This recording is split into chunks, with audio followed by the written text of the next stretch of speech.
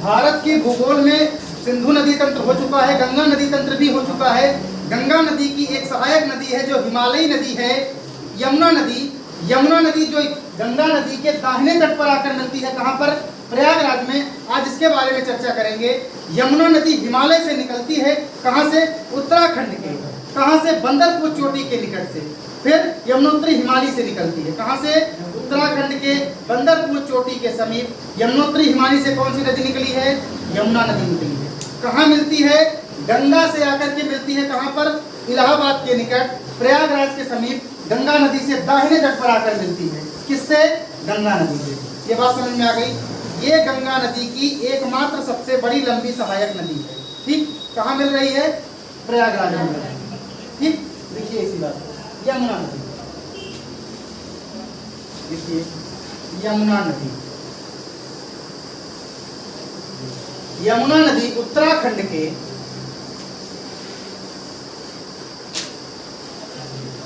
यमुना नदी उत्तराखंड के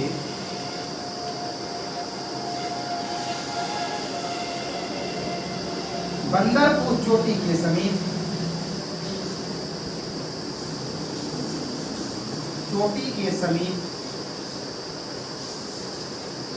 कहां से निकल रही है भैया? अभी बताए। यमुनोत्री हिमानी से। यमुनोत्री हिमानी से निकलती है।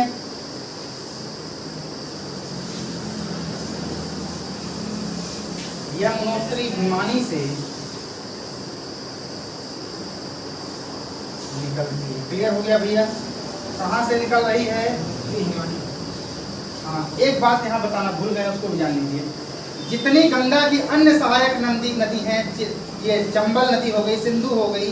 सिंध नदी और सिंधु दोनों अलग अलग नदियां हैं भैया।